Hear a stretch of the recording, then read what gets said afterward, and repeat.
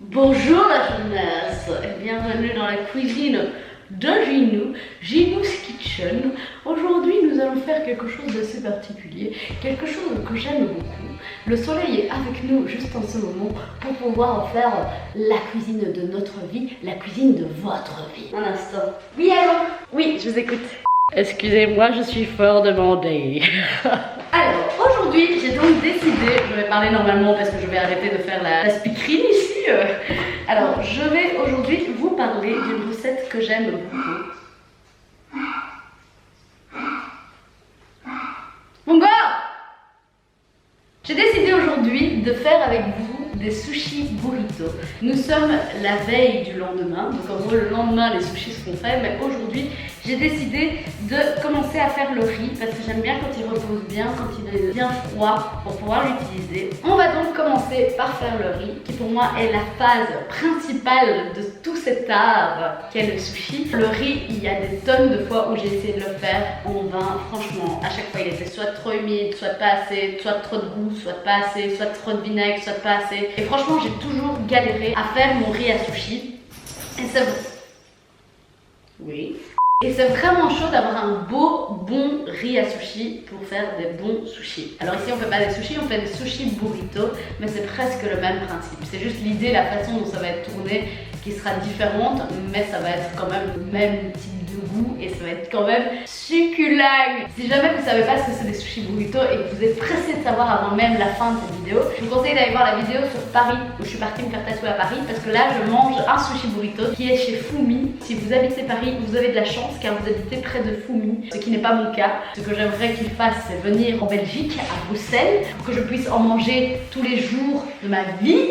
Voilà, j'ai trouvé enfin la recette miracle du riz à sushi qui est vraiment la recette qui fait que ton riz sera extrêmement délicieux. La recette c'est simplement une recette que j'ai trouvée en tapant simplement riz sushi sur Google et c'est le premier lien que j'ai trouvé. Il n'a fallu que de ça pour qu'enfin je puisse faire un vrai bon riz japonais. J'ai été voir dans tous les livres, ma mère a des tas de livres de recettes que j'ai été voir avec des vraies recettes ancestrales du riz à sushi, blablabla. Jamais, au grand jamais, j'ai réussi à avoir le meilleur riz à sushi de ma vie. Et là, enfin, j'ai trouvé la recette miracle. Donc les gars, si vous voulez vraiment la bonne recette de riz à sushi, suivez cette vidéo, ce qui est plus drôle, ou alors regardez ce lien que je mettrai sur ma barre d'infos parce que je suis sympa et si t'as pas le temps, c'est plus pratique. On va commencer par poser le riz. Ce que je fais en général, c'est que je plante ceci et je mets ceci dessus. Ici, ils me disent pour 700 g de riz, il faut 300 g de riz rond. Je vais mettre ce que j'ai en fait. Ok, mais j'ai 370 grammes. Ok, à mon avis, au niveau des proportions, on sera sur un problème. Et je vais quand même pas remettre 70 grammes dans ce sachet que je n'utiliserai pas. Je trouve ça inutile. Vous êtes certainement en train de vous dire, sacrebleu, elle utilise du riz à risotto. Eh bien oui, mes poulets, le riz à sushi, ce n'est qu'une putain de bullshit de marketing. Si tu veux du vrai bon riz à sushi qui ne te coûte pas trop cher, achète simplement du riz rond risotto. Alors maintenant, ce que je vais faire, c'est que je vais simplement nettoyer mon riz. Quand vous allez laver le riz à sushi, il va avoir un film blanc dans l'eau. Et en gros, ce qu'il faut faire, c'est nettoyer le riz jusqu'à ce que l'eau devienne translucide. Donc c'est ce qu'on va faire right now, bitches. Bonjour. C'est qu'avec mes mains, je fais un mouvement circulaire. Et vous voyez, regardez, l'eau, elle est blanche de chez blanche. Et c'est vraiment la preuve que ce riz est dégueulasse. Ça demande un peu de temps, oui, certes. Mais je vous jure que ça change tout dans la préparation du riz. Je suis pas ce genre de personne qui nettoie souvent ses aliments, ce qui n'est pas très bien. Mais du coup, j'ai décidé que j'allais changer ça parce que je trouve que c'est quand même important de respecter son corps. J'avais déjà testé sans le nettoyer et mon riz était plus pâteux. Il était moins bon. Regardez, l'eau, elle commence déjà à être un peu plus translucide, hein, mais elle est toujours un peu dégueulasse. Faites attention que l'eau ne soit pas chaude parce que ça veut dire que la cuisson du riz va déjà commencer. Regardez l'eau quoi, elle est toujours aussi blanche. Hein. Là on est la 3e fois qu'on nettoie. C'est vraiment la meilleure façon que j'ai trouvé pour avoir le meilleur résultat de riz. Vraiment, j'ai jamais trouvé mieux que ça. Et moi, je veux vraiment les vrais sushis comme au restaurant. Parce qu'on a beau me dire, oui, mais c'est des sushis maison, ça coûte quand même comme au restaurant. Non, non, non. Jamais j'ai réussi à avoir des sushis qui goûtaient comme au restaurant. Et avec cette recette-là de riz à sushi, C'est la première fois que j'ai enfin trouvé une façon de faire du riz à sushi comme celui du resto. Et voilà, une fois que c'est fait, je laisse comme ça. Je laisse poser pendant 30 minutes. Donc je laisse bien le riz en fait essorer. Maintenant, on va commencer à faire le vinaigre pour le riz. C'est très facile à faire, mais il y a certaines règles à bien respecter. Maintenant, on prend une petite casserole comme ceci, très pratique, très jolie. Et ce qu'on fait, c'est qu'on va mettre du vinaigre, du sel et du sucre ensemble. Ici, pour les quantités, donc j'avais mis 370 grammes de riz rond. Donc je vais mettre plus ou moins, ici ils disent 4 cuillères à soupe de vinaigre de riz, ben, je vais en mettre 5. 2 cuillères à soupe de sucre, ben, je vais en mettre 2,5. Et une demi-cuillère à soupe de sel, ben, je vais en mettre un peu plus d'une demi-cuillère à soupe de sel. 2 et alors une demi.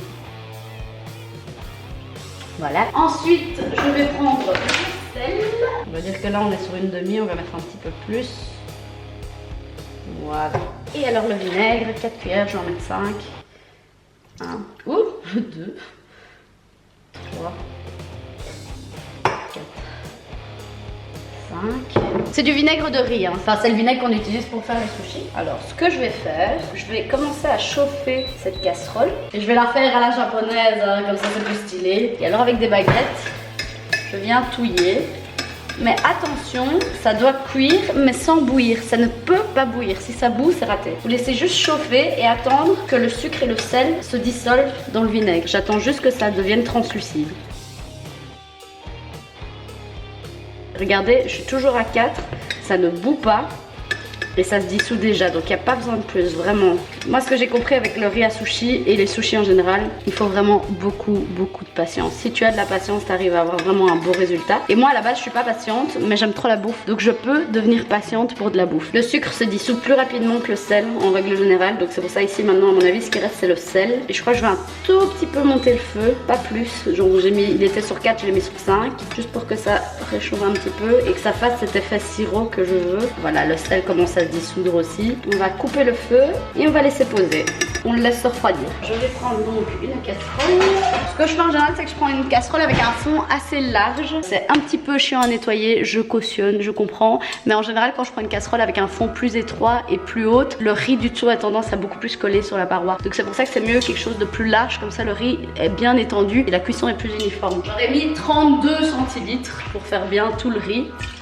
À mon avis, ça suffira. Et ça, c'est pour la cuisson du riz. Je laisse là, je ne chauffe pas encore. J'attends que mon riz ait reposé pendant encore 20 minutes, il me reste. Une fois que ça sera fait, on se retrouve tous ensemble. Voilà, bonjour. Ça faisait longtemps que vous n'aviez pas vu ma tête, hein. Oui, bonjour. Et voilà les poulets, comme vous voyez, regardez, mon riz est presque sec, mais genre sec. C'est ça qui est bon, c'est ça qu'on veut, baby. Et maintenant, je vais juste verser le riz dedans. Ce que je vais faire, c'est que je vais porter à ébullition sur feu moyen. Donc je vais mettre plus ou moins sur 6,5, voire... Allez, je vais mettre 7 quand même. Non, je vais mettre 6,5. Je vais attendre de porter à ébullition. Ah oui, je dois vous rappeler qu'il faut garder le couvercle dessus. Aucune vapeur d'eau ne peut sortir de cette casserole. Donc je dois laisser comme ça et me fier à mon oreille, entendre si ça bout ou pas. J'entends cette petite casserole grésiller, ce qui veut dire que ça bouillonne. Maintenant, je vais baisser le feu au minimum et du coup, je vais laisser reposer pendant 10 minutes. Il me reste 2 minutes de cuisson. Ce que j'ai décidé de faire en attendant, c'est que j'allais griller déjà mes sésames. Quand tu les fais griller, ça a beaucoup plus de goût que quand tu les laisses ainsi. Attention, restez près du four parce que ça grille très vite et ça peut très vite cramer. C'est parti, je vais mettre ça sur grill dans mon four, je sais pas, 180 degrés, je sais pas, juste la chaleur quoi. Il faut juste que ça grille, c'est tout. Les 10 minutes sont passées, donc maintenant je vais juste retirer le couvercle. Je laisse reposer 10 minutes de cette manière. J'ai fait une petite erreur. Ici les 10 minutes sont passées. Je me rends compte que le riz est encore un tout petit peu sec. En fait, quand vous portez à ébullition, après vous devez laisser 5 minutes avec le couvercle à ébullition. Et c'est ce que j'ai pas fait. J'ai baissé le feu et j'ai mis sur 10 minutes. Et en fait, ça devait arriver après. Je vais juste regarder un petit peu où il en est. Ouais, il est encore un petit peu humide. En fait, ce que je vais faire, c'est que je vais remettre le couvercle et je vais laisser cuire encore 5 minutes. Je sais pas si c'est la meilleure des choses, mais voilà, comme ça, vous savez que je me suis plantée. Et en attendant, vous voyez ici le sésame qui a bien grillé. Et voilà, j'ai laissé 5 minutes comme ça sur le feu. J'espère maintenant que ça suffit. Le riz commence à coller dans le fond, donc c'est pas une bonne chose. mais je pense qu'on est bien. On arrête le feu et on va taper ça dans un saladier. Il faut que le riz refroidisse en fait. C'est ça l'idée. Bon, le riz est dégueu, il a aucun goût. Tant qu'il n'y a pas de vinaigre dedans, c'est vraiment dégueulasse. Je vais tout mettre. Il y en a qui disent qu'on peut mettre progressivement, mais moi je trouve que tout en une fois c'est pareil. Ça change pas grand chose. Le vinaigre, vous allez voir, va rendre le riz moins collant. Du coup, ça va nous permettre de bien séparer les grains de riz un à un. Mais après, avec le froid, en refroidissant, ça va de nouveau recoller. Je vais mettre mes amandes grillées dans un Tupperware. Ce Tupperware, je vais le ranger dans une armoire, simplement. Pour le riz, il est légèrement croquant, mais il va suffire de juste le laisser comme ça, refroidir et bien absorber le vinaigre. Et là, il aura un super goût. C'est pour ça que je le laisse un jour au frigo, parce qu'en fait, là, il a trop le goût du vinaigre. Et en fait, le fait de le laisser au frigo, le vinaigre va se lier avec le riz. Et du coup, le riz, il va être beaucoup plus sec, plus tendre et moins le goût du vinaigre. Donc, il sera pas trop fort. Il a vraiment le même goût que celui du restaurant. Vous pouvez aussi le mettre dans un endroit à température ambiante et le laisser reposer de cette manière-là. Mais de nouveau, moi je préfère quand il est au frigo. Je sais pas vous dire pourquoi. Donc je le mets au frigo, je le laisse une nuit et je l'utilise le lendemain. A plus la jeunesse, à demain. Bonjour la jeunesse. On se retrouve donc le lendemain pour enfin couper les légumes. J'ai des carottes, des concombres, des avocats, du chou. J'ai l'impression qu'il manque quelque chose. Je vais aller couper tous ces éléments. Donc voilà, ça va être assez simple. Je vous laisse regarder tout de suite. C'est parti mon kiki.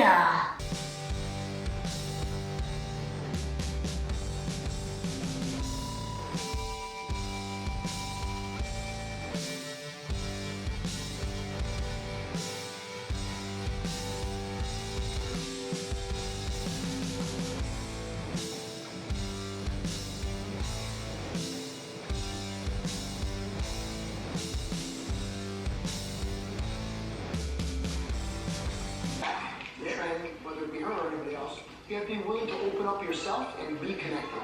You can't be closed. Okay.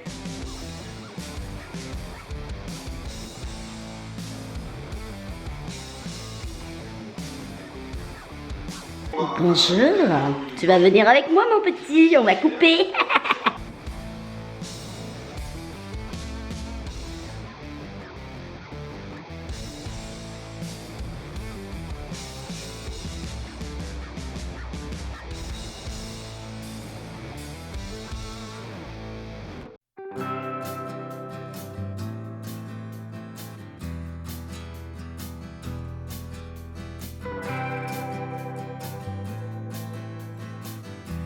Recoucou, je vous redéplace encore.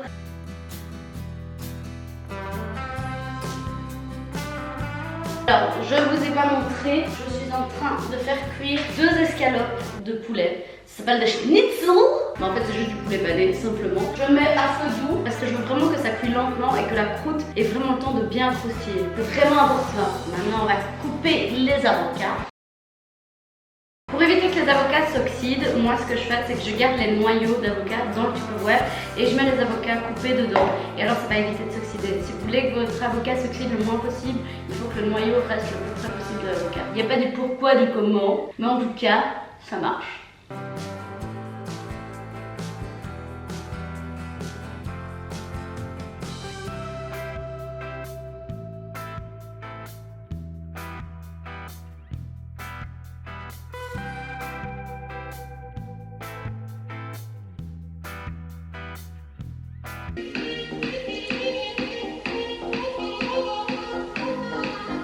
Bon, j'étais pas censée faire cette vidéo. Alors, je sais que c'est bizarre de commencer cette vidéo comme ça, mais si vous n'avez pas vu ma précédente vidéo,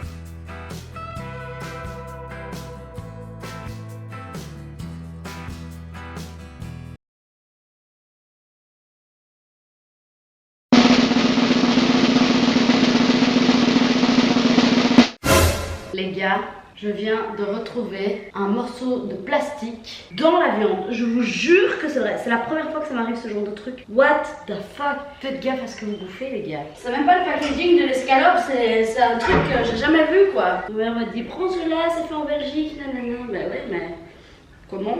Alors les gars, maintenant on va passer aux choses sérieuses. Et en gros, maintenant on va commencer par monter notre sushi burrito. burrito.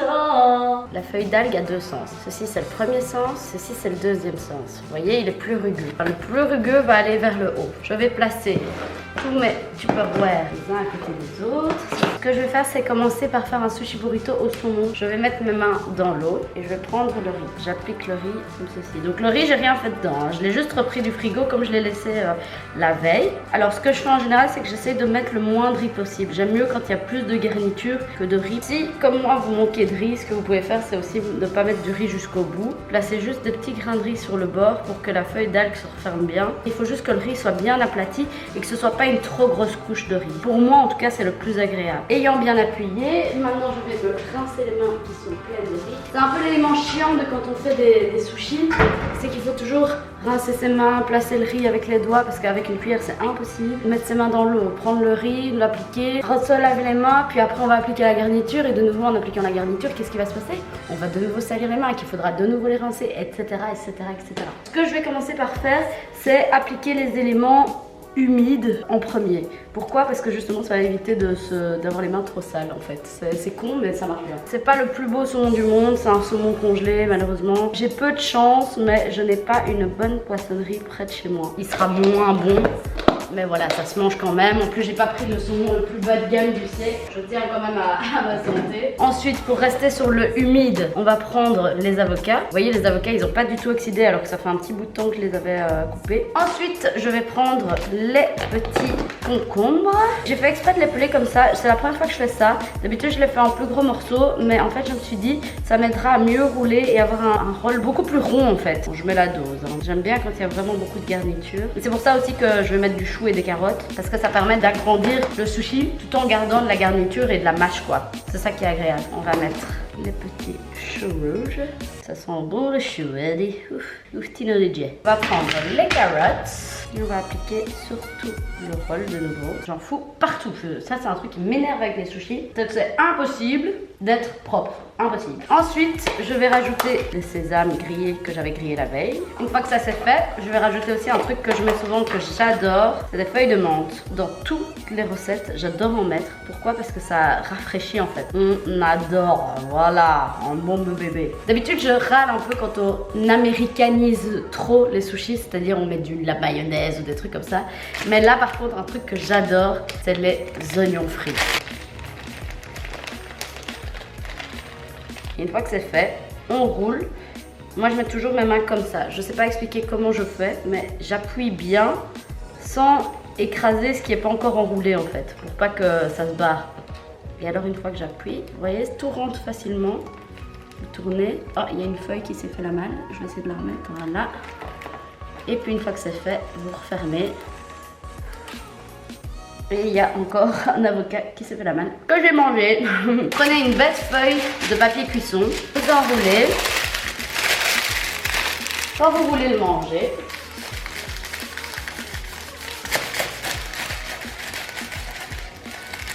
et vous coupez en biais pour avoir un super résultat. On aime ou on n'aime pas? On aime, hein? On peut le dire, on peut le dire. Et voici le beau bébé. Les gars, c'est la plus bonne chose qui existe sur cette planète. Et en plus, ça fait vraiment un repas complet, quoi. Et j'ai trop la dalle parce que j'ai fait exprès de pas manger aujourd'hui pour pouvoir manger ceci. On va se faire place.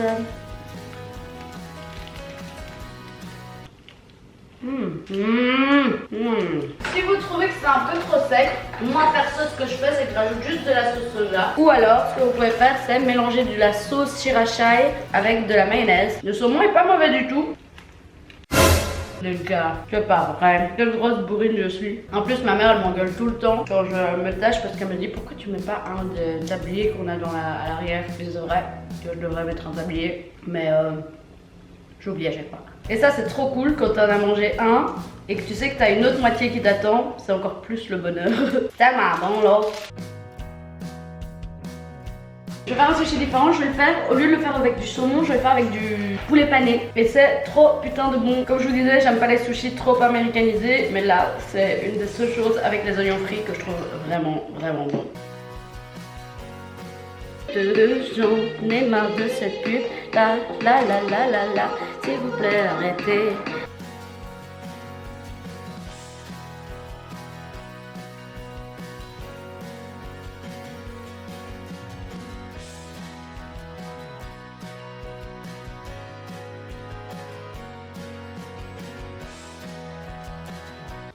Donc voilà le résultat, c'est celui au poulet pané. Je pense qu'il est même meilleur que celui au saumon. En fait, vous pouvez changer à chaque fois le poulet, le saumon. Vous pouvez mettre aussi des tempura, des crevettes frites qui sont aussi très très bonnes. J'aime bien faire un gros mix avec plein de choses dedans.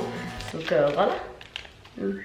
Bon, après, c'est super dur de manger ça de manière propre, mais c'est putain de tellement bon. My God. Un vrai bonheur gustatif. Je vous souhaite une belle journée. Je vais me bourrer la panse pendant que vous êtes en train de regarder cette vidéo et de baver comme pas deux. Ce qui m'arrive très souvent, je vous rassure. Et on se voit de toute façon très bientôt pour une prochaine vidéo. S'il vous plaît, madame. Je me régale. Je vais me régaler. Maman, j'ai des beaux sushis. Merci ma chérie. Des bons sushis burrito. Oui, je veux ta réaction en direct. C'est croustillant, c'est fondant. C'est frais. T'as mis de la menthe. Oui, C'est bon. c'est bon, hein? Ouais. Alors, maman, ces sushis. Quelque chose de simple, marqué à la taille. C'était bon. Non, franchement, c'était très bon. Je connais, moi, je sais comment ils sont. Ça va rigoler ensemble, c'est assez pareil. La bise. Je pense que ça va être